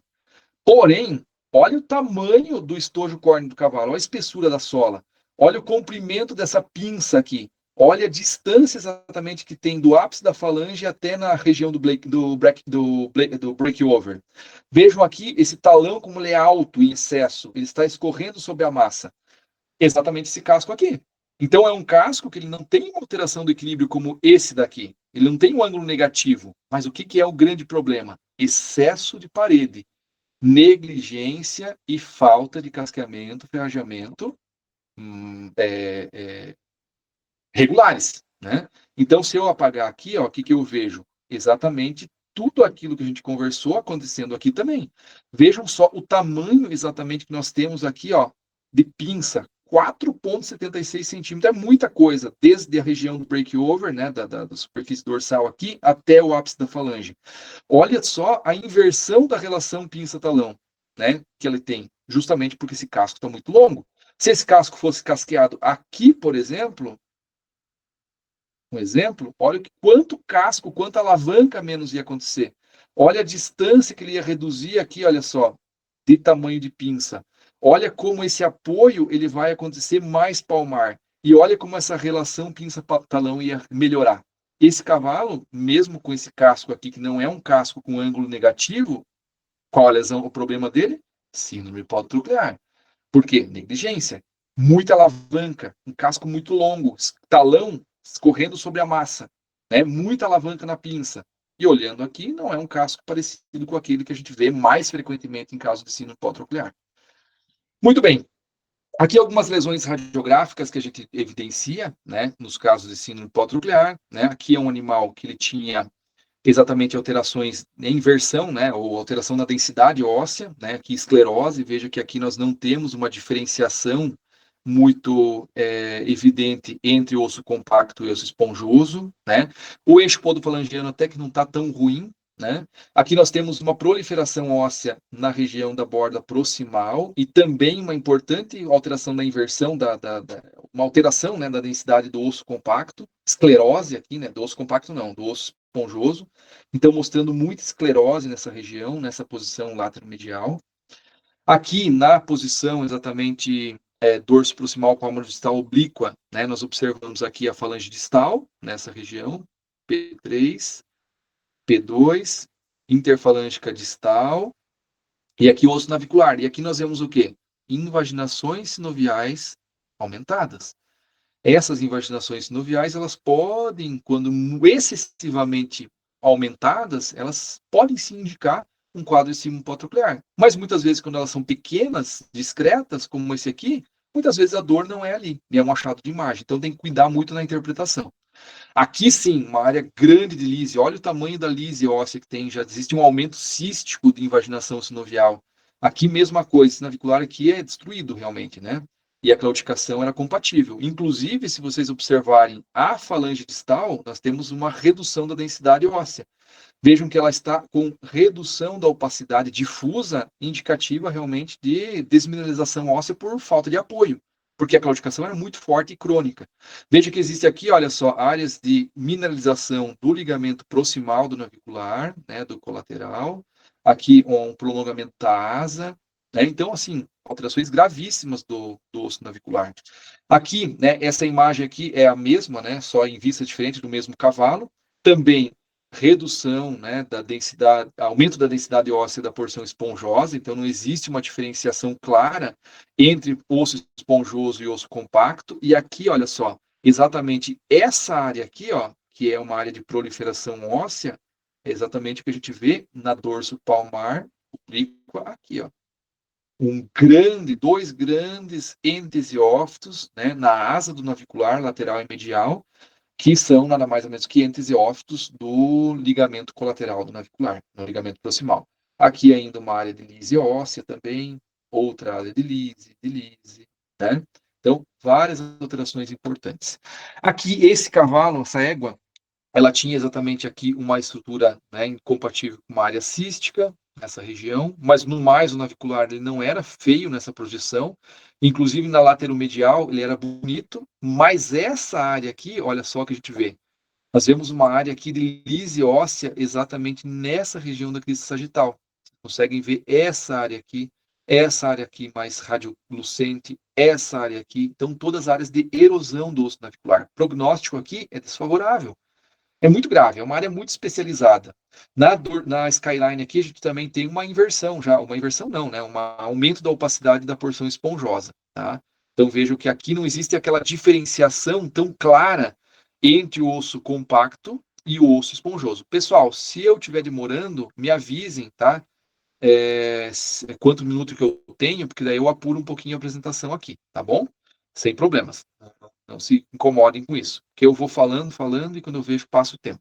Então, aqui uma área de erosão na superfície flexora do navicular. Gravíssimo, gravíssimo. Aqui, novamente, uma área de inversão, né? De inversão não, estou falando de inversão porque eu falei de tarso, tá? Mas é um aumento de opacidade, né, na região de osso esponjoso. E quando eu aproximo, eu tenho aqui, ó, uma área radiolucente nessa região. Eu tenho uma área aqui, ó, radiolucente nessa região, que nada mais é do que uma área de erosão óssea e um cisto ósseo subcondral. Né? Isso aqui são as vistas complementares dessa mesma imagem da lateromedial. Veja, se um cisto, esse animal era jovem, um animal de 6 anos de idade, com cisto, já com uma área de erosão aqui no osso compacto, isso aqui é sempre grave, outra área de erosão do osso compacto, e aqui a estrutura cística exatamente dentro do osso esponjoso. Né? Então, um animal que realmente com alterações graves e mau prognóstico. Outro animal aqui, membro esquerdo, membro direito. Membro esquerdo legal, tá? Até tem uma boa radiolucência aqui na porção esponjosa, não está ruim. Porém, o direito, olha só, nós temos aqui aumento da opacidade da região esponjosa. Nós temos, olha só, áreas de mineralização óssea, né? Então, mineralização distrófica. Aqui uma área de mineralização também, né? Eu vou tirar aqui para vocês conseguirem identificar. Então, vejam que várias áreas de mineralização de tecidos moles são localizadas aqui. E o que eu vejo também nesse caso aqui, tá? Esse caso também tem um deslocamento, né, uma subluxação palmar da interfalângica distal. Vejam esse espaço aqui, esse triângulo, e vejam esse triângulo aqui. Concordam que essa falange está mais deslocada em sentido palmar. Porque essa égua tinha lesões graves do tendão flexor distal profundo, com mineralização distrófica e disfunção desse tendão em função de lesões já crônicas, né? Então vejam que tudo isso a gente consegue avaliar exatamente nas radiografias. Aqui um caso é o mesmo caso, da mesma égua, né? A dorso proximal palmar distal oblíqua, até não está tão feio, né? Mas aqui, né, na skyline, áreas aqui, né, de invaginações sinoviais aumentadas, uma redução, né, da diferenciação entre osso esponjoso e osso compacto, e aqui um achatamento da crista sagital e áreas, olha só, áreas de mineralização do tendão flexor distal profundo. Então, uma lesão crônica do tendão flexor distal profundo na região sesamoide dele, né? E aqui um cavalo, né, para exemplificar para vocês, um cavalo com uma radiografia que eu considero normal, né, numa análise rápida, não tem alterações nem importantes em nenhuma das... Opa, ficou ruim a minha, mas tudo bem. Não tem nenhuma das projeções alterações importantes, osso compacto bem definido, né? Osso esponjoso também, sem esclerose, sem área de erosão na imagem, né? Mas era um cavalo que tinha dor palmar, né? E aí, logicamente, quando você encontra um cavalo que tem poucas alterações, né, na radiografia, ou que tem muitas alterações na radiografia também, você precisa complementar o diagnóstico a campo com a ultrassonografia.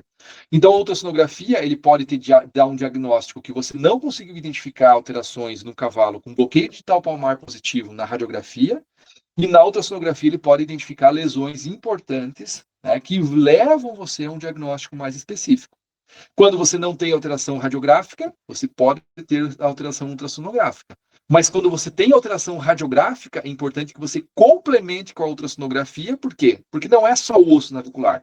Nós temos várias estruturas. Nós temos o osso navicular, nós temos tendão flexor digital profundo, nós temos o ligamento anular digital distal, nós temos aqui ligamento proximal do navicular, temos ligamento distal do navicular, bursa pós-troclear, enfim, uma infinidade de estrutura, de lesões que podem acometer todas as estruturas. E a maioria delas não são vistas na radiografia.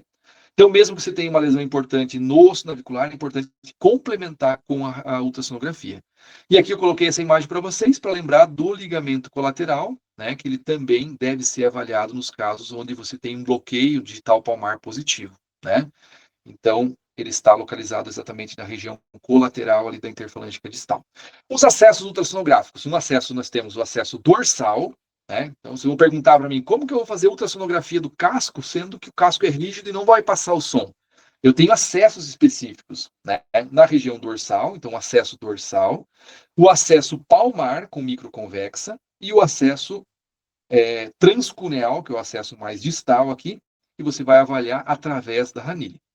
Esse artigo aqui é um artigo bem bacana, que ele avaliou, né? Ele já não é tão novo mais, mas é de 2011, né? É um artigo que avaliou achados ultrassonográficos em cavalos com dor no casco, mas sem alterações, anormalidades ósseas detectáveis radiograficamente. Então, ele avaliou 39 equinos com dor palmar sem alteração na radiografia. E vejam, ele identificou muitas lesões desses animais que jamais seriam identificadas se não fosse feito ultrassonografia. Então, 77% de lesão no tendão flexor digital profundo, vou pegar só as maiores aqui, 56 animais com líquido, né, com efusão na bursa pós-troclear, 69% com sinovite da interfalângica distal. Então, muito importante avaliar a interfalângica distal, porque ela pode estar associada com o processo de doença. Lembre-se que o navicular participa da interfalângica distal, entre outras lesões de tecido mole. Então, um artigo que demonstra bem a importância da ultrassonografia. E aí, para fazer ultrassonografia transcuneal, tá, é importante, né, alguma preparação. Então, temos a ranilha aqui, e essa ranilha ela deve ser preparada, ela deve ser aparada, porque você deve deixá-la o mais fina possível para que eu consiga colocar a minha probe aqui e esse som consiga passar lá dentro do casco, para eu conseguir identificar as alterações, né, no aparato pós-troclear. Então, você pode fazer isso colocando um membro de molho, né, em água morna, tá? Mas eu fazia isso, hoje eu não faço mais, hoje eu faço isso, né? Eu coloco o membro, exatamente, eu pego uma compressa, eu molho com água fria mesmo, tá? Com água fria, e eu fecho com Vetrap. Eu deixo ela fixada embaixo com Vetrap, né? Com bandagem autoaderente. Então, depois de aparar a ranilha, eu amoleço ela exatamente umedecendo durante 15, 20 minutos, e aí eu consigo ter a minha imagem na região, né? Abaixo da ranilha, ali, um acesso transcuneal, né? Então, não é tão complicado assim. Mas essa preparação precisa ser feita, porque senão você não consegue enxergar nada. Então, aqui, pessoal, vamos pelo primeiro acesso aqui. Né? Um acesso, os dois mais importantes aqui, que eu vou falar especificamente do aparato pós-troclear. Primeiro acesso aqui, um acesso palmar. Eu coloquei aqui a nossa imagem anatômica, né? a nossa foto, para a gente conseguir exatamente identificar. Então, com uma probe microconvexa, eu vou exatamente entrar na região da fossa de Shannon, que é a fossa distal da quartela, que está localizada exatamente ali na região mais palmar do casco, entre os bulbos. E nessa área aqui, eu vou fazer as imagens exatamente para avaliar a região aqui suprasesamoide do tendão flexor digital profundo. Eu vou avaliar recesso palmar da interfalângica distal. Eu vou avaliar o ligamento proximal do navicular e a bursa pós-troclear. Então, aqui eu tenho uma imagem, né? Onde eu tenho exatamente, eu vou colocar de branco aqui, uma área branca, onde eu tenho o lóbulo lateral do tendão flexor digital profundo, o lóbulo, desculpe, medial, né? O lóbulo lateral do tendão flexor digital profundo. Eu tenho aqui a porção fibrocartilaginosa do tendão flexor digital profundo, o coxim digital aqui. Eu tenho nessa área aqui exatamente o ligamento anular digital distal. Aqui o ligamento proximal do navicular, toda essa estrutura aqui. Aqui o recesso palmar proximal da interfalângica distal e aqui a superfície palmar de P2. Então vejam que exatamente aqui nós temos todas as estruturas que nós conseguimos identificar exatamente nessa imagem. E aqui, se eu consigo, em alguns casos, chegar mais distal um pouquinho, eu consigo ver exatamente, né, o osso navicular na sua borda pálmaro-proximal. Então nós temos aqui, olha, é difícil de você conseguir fazer essa imagem, porque nem sempre ela aparece, né? Mas nós temos aqui, olha que bonito, lóbulos do tendão flexor digital profundo. Isso aqui é uma vista um pouquinho, uma angulação um pouquinho mais distal da probe. E aqui eu tenho o meu osso navicular exatamente aqui. Aqui o coxim digital e aqui, né, passando em cima, não dá para ver, porque está normal, o ligamento anular digital distal. Tá? Então vejam que exatamente essa imagem aqui é essa imagem anatômica aqui, num corte transversal. Tendão flexor digital profundo, olha só que bonito. E a borda aqui, né, pálmaro proximal do osso navicular, né, no corte, né, nessa região.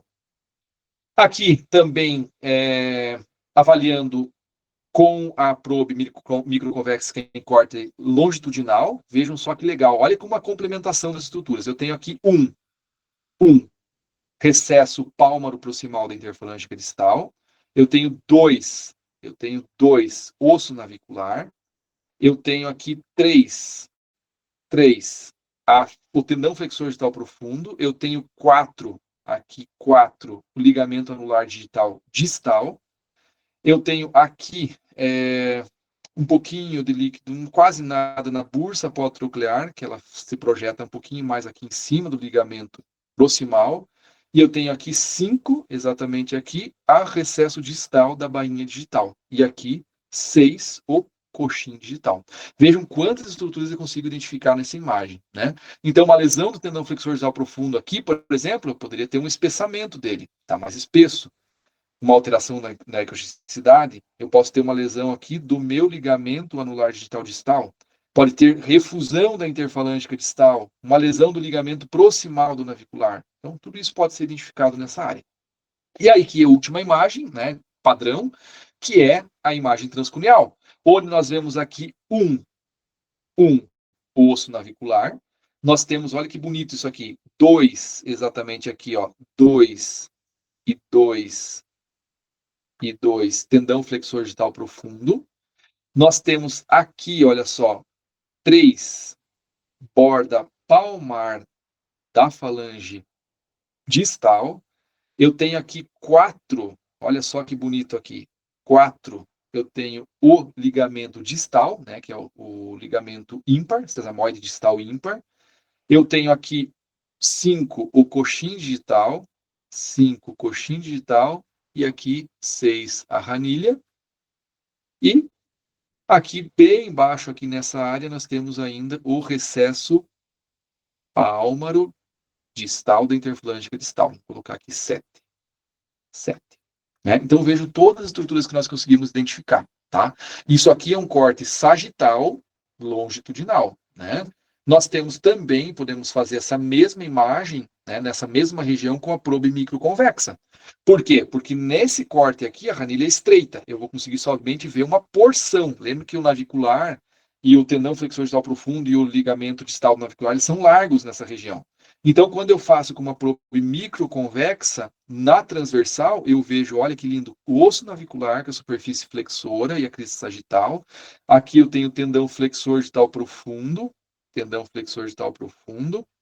e aqui o coxim digital, né? Então, aqui num corte transversal.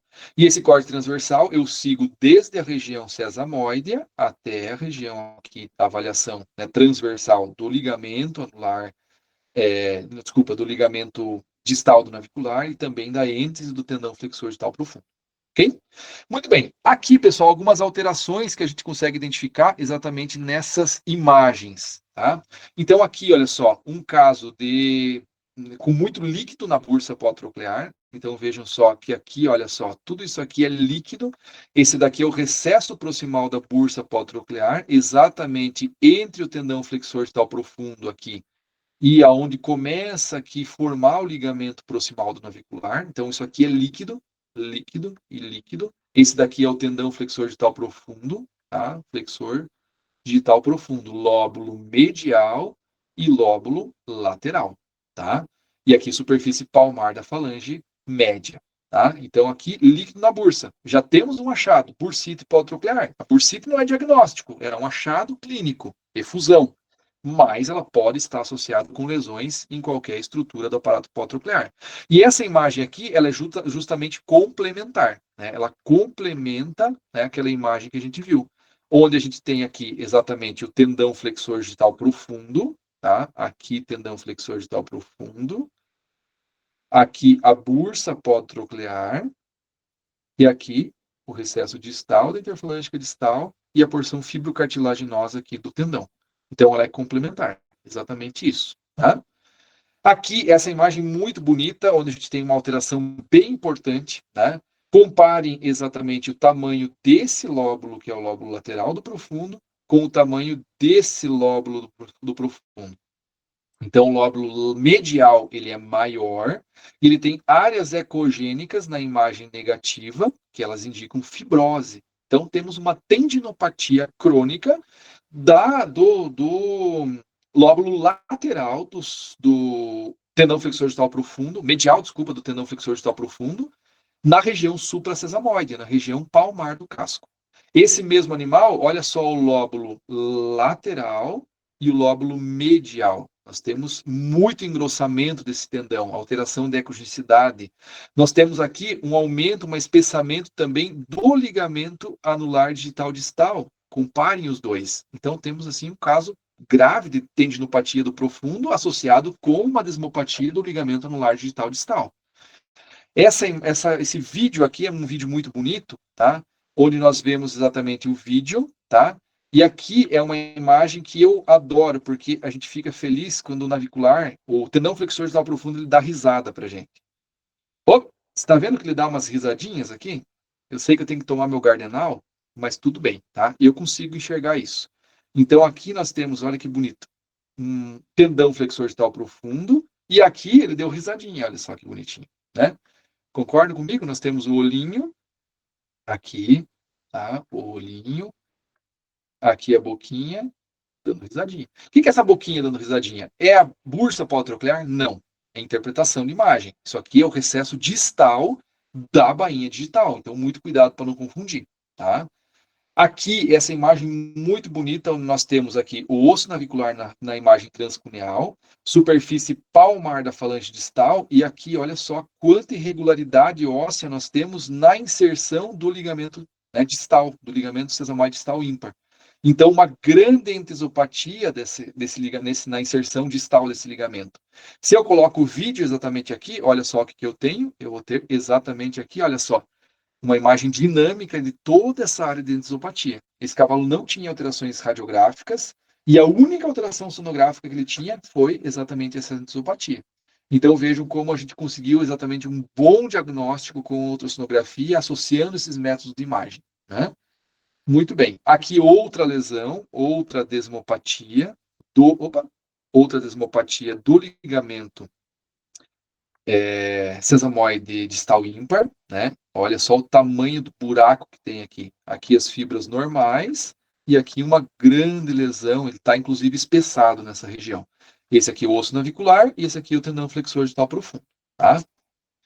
Aqui uma vista do osso navicular com microconvexa pelo transcuneal, onde eu vejo aqui o osso navicular com áreas de irregularidade, e logicamente essa área aqui é de contato com esse daqui, que é o tendão flexor digital profundo, exatamente nessa área. Será que dói? Com certeza dói. Imagina só uma área irregular roçando no tendão ali, né? Logicamente uma lesão bastante específica. Aqui outras lesões, né, de tendão flexor digital profundo, existe uma alteração aqui, ó, da ecogenicidade nessa região, aqui também uma alteração. O osso navicular com uma área mais côncava, possivelmente uma áreazinha de erosão da região do osso compacto. Esse daqui, olha, é uma grande lesão do tendão flexor digital profundo. Veja o espessamento que ele tem aqui. Veja que ele tem uma silhueta mais arredondada nessa área. E quando eu coloco na imagem dinâmica transcuneal, eu vejo lesão do tendão flexor digital profundo e eu vejo o navicular todo irregular. Eu já tinha identificado alterações radiográficas no navicular, mas alterações radiográficas são um ponto, alterações do tendão são outro. Isso muda totalmente o tratamento e o prognóstico, inclusive, né? Muito bem.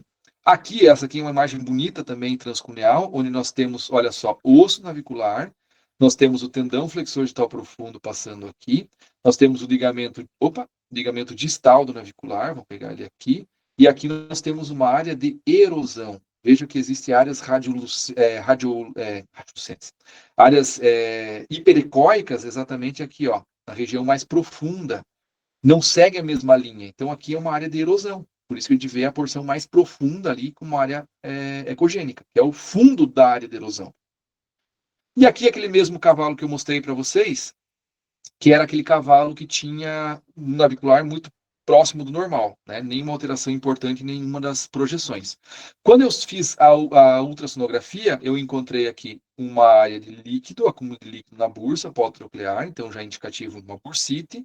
E aqui, quando eu pego o osso navicular para avaliar, eu vejo que eu tenho uma área de depressão aqui, exatamente. E exatamente é uma área de erosão que não foi tão prontamente identificada na radiografia.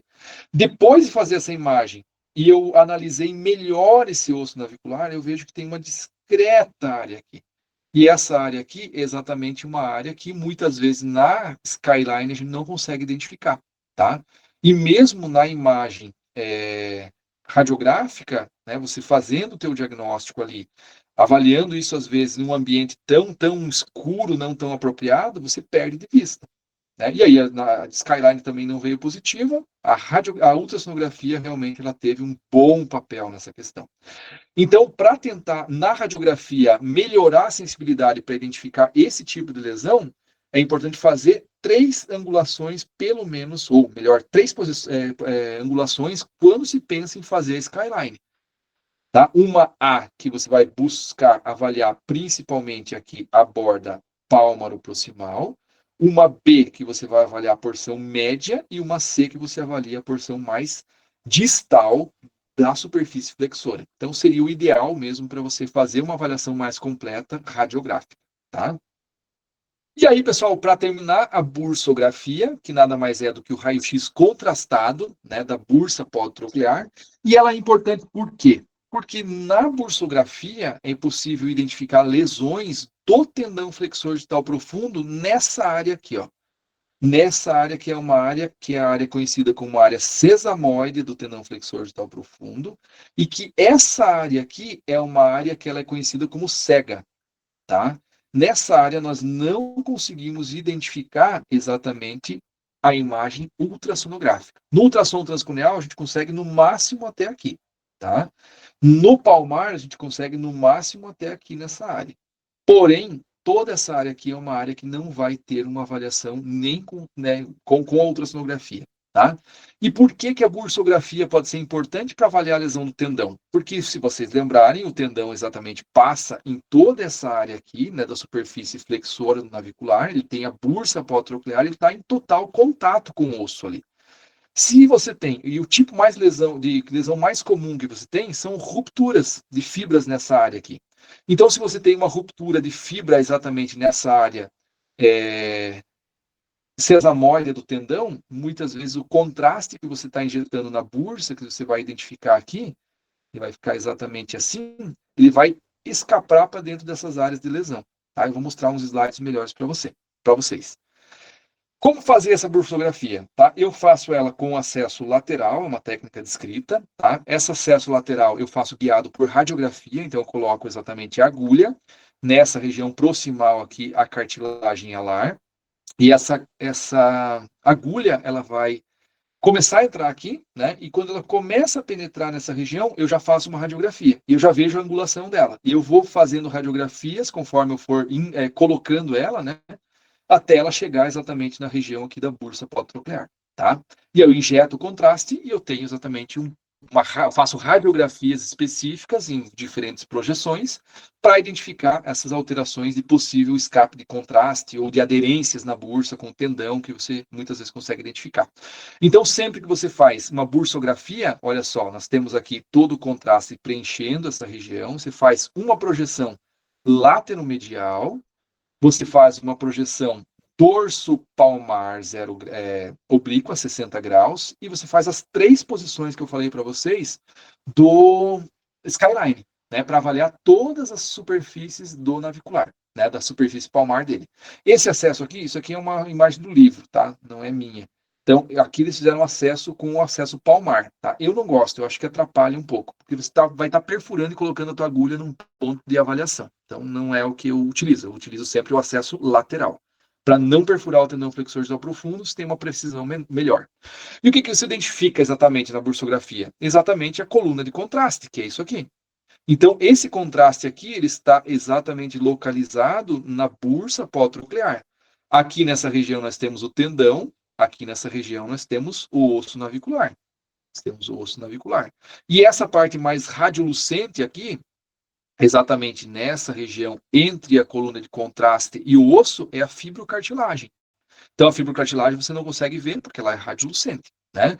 Então, faz uma projeção, outras projeções aqui para identificar. Essa superfície do contraste aqui, né, essa coluna de contraste, ela deve ser lisa. E aí, logicamente, você avalia na lateromedial, você avalia na skyline e da dorso proximal palmar distal oblíqua. Vejam aqui o recesso proximal da bursa. Nós temos aqui o recesso distal da bursa, né, exatamente demarcando todo o contraste. Lesões com aderência nessa região tem falha de preenchimento de contraste, daqui mesma forma, né? E aqui alguns exemplos para vocês, eu coloquei essas imagens do livro que estão muito bonitas. Olha só o que acontece quando você tem alteração. Você tem o contraste aqui e você está vendo que você tem aqui escape desse contraste. Por que escapou para cá? Aqui tem um tendão, ó, aqui mais umas areazinhas. Aqui tem o tendão que ele está fechando exatamente a bursa ali, a fibrocartilagem. Então, se eu tenho escape de contraste aqui, é uma área de lesão, é uma área de ruptura. Nessa imagem aqui, eu vejo também aqui áreas de contraste preenchendo essa área. E na necrópsia, isso que é legal, né? Olha na necrópsia o que eu tenho aqui. Tendão flexor distal profundo, exatamente com rupturas longitudinais nessa região. Áreas de aderência, né? Justamente o que a gente viu exatamente nessa imagem, tá? E aqui o osso navicular, a superfície flexora dele, nada bem. Aqui outra imagem, né? Uma ruptura longitudinal nessa área aqui, com escape de contraste. Aqui demonstrando exatamente essa região, né? E aqui demonstrando exatamente, olha só a lesão exatamente complementar. Aqui, uma lesãozinha aqui, né? Que a gente vê nessa área. Enfim, né? Áreas de erosão da superfície, né? Da cartilagem, da fibrocartilagem da superfície palmar navicular.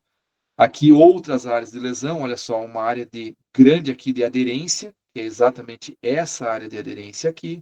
Então, são exatamente áreas, né, um exame muito complementar para você avaliar a área cega do tendão flexor distal profundo, tá? Existe possibilidade de você não ter achado radiográfico, ultrassonográfico, nem de bursografia? Existe, tá? Em casos onde você tem algumas lesões mais de borda lateral medial do tendão flexor distal profundo, que não tenham áreas de ruptura exatamente, que entrem em contato com a região da bursa pós-troclear, então essas lesões não são identificadas. Áreas de entesopatia mais lateral medial, na área que é cega também na ultrassonografia, né, na região da inserção do tendão flexor distal profundo. Lesões também do ligamento anular digital, do ligamento distal do navicular. Então, existem possibilidades de você não encontrar realmente a lesão. O importante é você identificar a dor palmar, fazer todos os exames possíveis a campo, né, para identificar o máximo possível de lesões. E aí, lógico, se isso não for possível, se você não conseguir identificar nada, a ressonância magnética é o padrão para você identificar. Tá?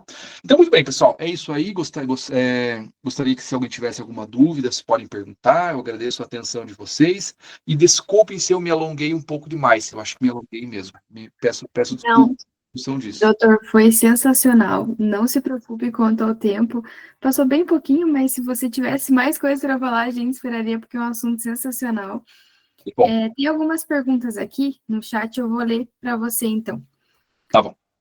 A primeira é: doutor, como podemos diferenciar a síndrome podotroclear de outras causas de claudicação do membro torácico? Joia, muito bem. Essa foi uma pergunta muito boa, que eu gostei bastante, tá? E muito importante também. Como diferenciar? Exame clínico, ortopédico, que é aquele slide que eu mostrei todas as etapas do exame. Então, assim, ó, quando você faz um bom exame ortopédico, com o objetivo de localizar o ponto da dor, né, associada à lesão, assim você consegue diferenciar.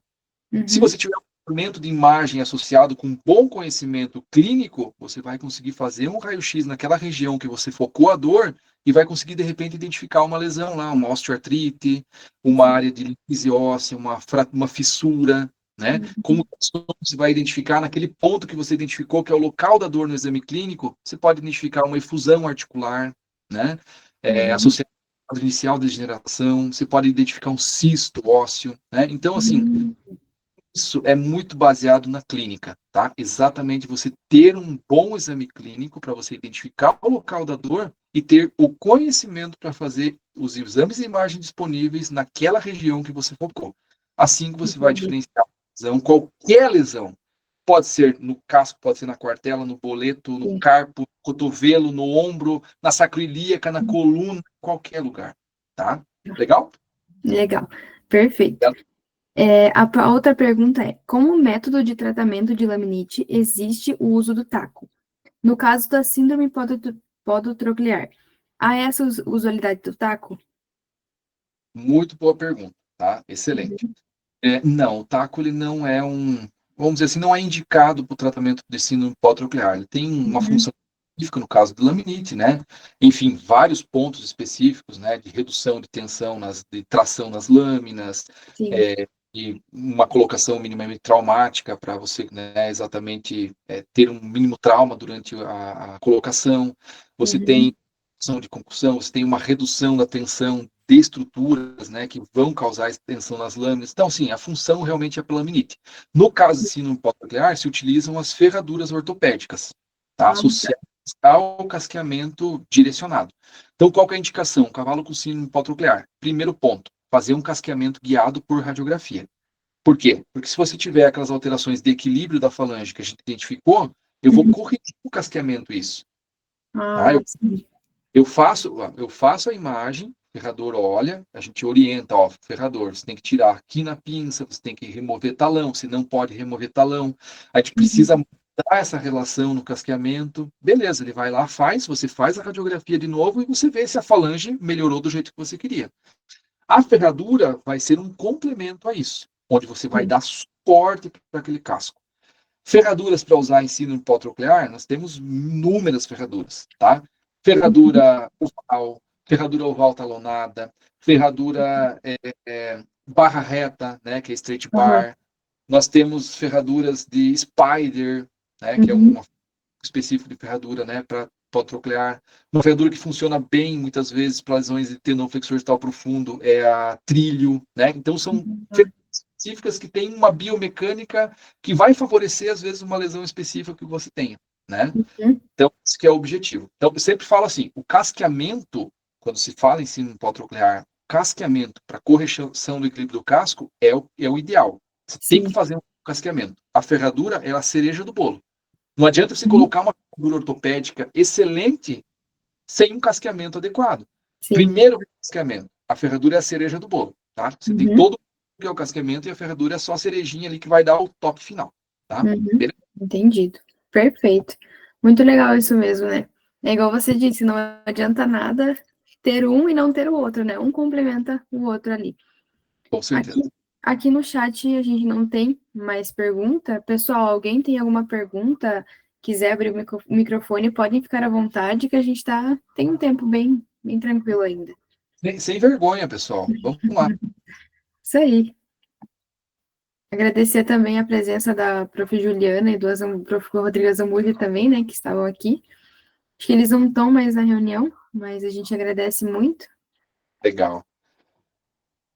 Muito bom. Bom, eu acho que perguntas está tranquilo. Caso alguém tenha uma pergunta, doutor, depois a gente pode enviar para você daí? Pode, fique à vontade. Então tá bom. Beleza. Fiquem Então, à acho que é isso. Doutor, muito obrigada por ter aceitado o nosso convite. Foi excelente a palestra. Muito, muito, muito bom mesmo. Uma gama de conteúdos assim, que uma coisa complementa a outra, e se você entende algo, a outra coisa já faz total sentido. E é um assunto muito extenso, né? Deu para perceber que tem bastante coisa para falar. E você administrou super perfeito. A gente agradece a todos, né, também, que estiveram aqui com a gente durante esses 5 dias. Foi excelente. Acredito que a gente conseguiu abordar muito conteúdo, com muitos profissionais excelentes também. Então é isso, pessoal. Jackson, a gente agradece mais uma vez pela tua presença, foi excelente. Obrigado. Eu que agradeço pela oportunidade, viu, de falar uma coisa que eu gosto tanto, que a gente faz, né, faz com o coração mesmo, né? Sim. Então, assim, saber que a gente tem futuros profissionais, né, que estão saindo cada vez mais preparados, isso para mim é uma alegria muito grande e é muito importante, tá? Obrigadão. Obrigada a você. Tchauzão, viu? Tchau, tchau.